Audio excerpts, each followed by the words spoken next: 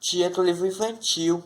Eu sou o professor Pedro Intertato, eu sou pedagoga e comunicador, já me segue aí, curta, compartilha esse vídeo, porque toda semana a gente tem vídeo novo de ciências humanas sociais aplicadas. Então vamos lá.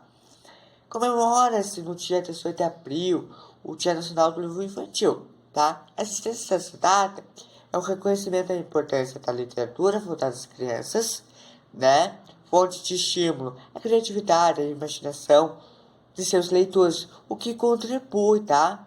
Para o desenvolvimento intelectual e para a formação de um público leitor de fábulas, de contos, de romances, textos teatrais, poemas, ou seja, né? Para a consolidação de um público leitor de literatura, né? Além de que, ao ser no dia 18 de abril, além do livro infantil, exalta-se o mais importante escritor brasileiro desse gênero. Quem? Monteiro Lobato. Porque entre tantos dias que compõem o ano, o dia 18 de abril, né, foi escolhido para comemorar-se o Dia Nacional do Livro Infantil, né? Por quê? Essa data foi escolhida porque foi nesse dia mês do ano de 1882 que nasceu o escritor brasileiro Monteiro Lobato. Afinal, que melhor data para celebrar-se o livro infantil do que o aniversário desse escritor pioneiro, ou seja, primeiro no Brasil, né, a se dedicar-se o quê? A produção literária voltada às crianças, né? Então quem ainda não leu ou não assistiu aquela adaptação televisiva, sinceramente já ouviu falar, né? Do Sítio Pica-Pau Amarelo, essa obra publicada em 1920, perdão, né, que deu a vida a personagens inesquecíveis, né? Como a Emília, a Dona Benta, a Tia Anastácia, o Tio Barnabé, a Narcinho, o Petrinho, o Visconde de Sapucoça, o Capicó, entre outros, né? Do folclore nacional e até da mitologia grega, tá? Monteiro Lobato, vou falar um pouquinho da história, tá? Monteiro Lobato nasceu em 18 de abril de 1882, no interior de São Paulo, na cidade de Taubaté. Isso aí.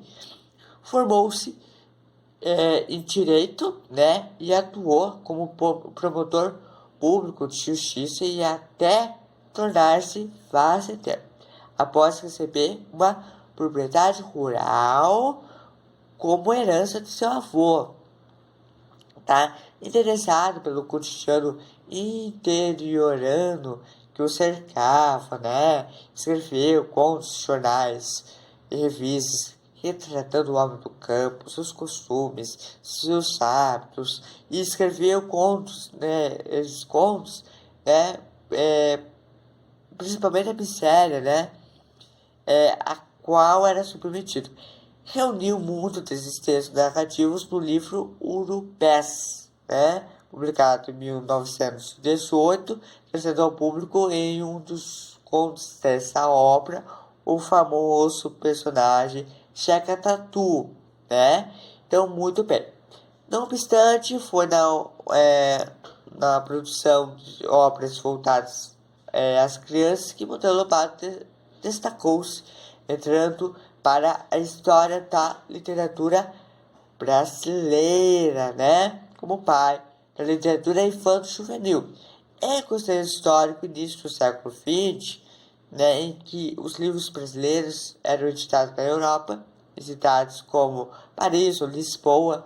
Lobato tornou-se também editor, ou seja, responsável pela edição e publicação em solo brasileiro de diversos livros. No exercício, né, dessa função, adquiriu em 1980 a Revista do Brasil, a qual transformou posteriormente em editora. Fundou em 1924, né, a Companhia Gráfica Editora Monteiro Lobato, responsável para quê? Né? Pelo quê, né? Pela publicação de uma série de livros didáticos e infantis, assim sua atividade de editor possibilitou-lhe, né, a publicação de um conjunto significativo de obras, né, de obras voltadas ao público negligenciado no país, ou, né, das crianças que só consumiam obras literárias produzidas na Europa, como os contos de fados, tá?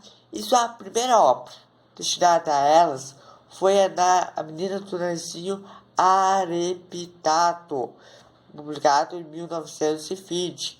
A protagonista dessa narrativa, a menina Narcinho, neta de Dona Benta, participa de todo um conjunto de obras posteriores que juntas constituem o universo do Sítio Pica-Pau Amarelo, né? E Monteiro Lobato, depois de uma agitada vida intelectual, empresarial, política e literária, morreu em 1948, deixando uma vasta obra não só destinada às crianças, né, mas que imortalizou no imaginário brasileiro, principalmente em razão das histórias que fez para esse público antes marginalizado, que abriu portas para outros escritores também se aventurar-se pelos caminhos desse tipo de literatura, como eu já falei para vocês que ele foi o pioneiro, tá certo, gente? Então,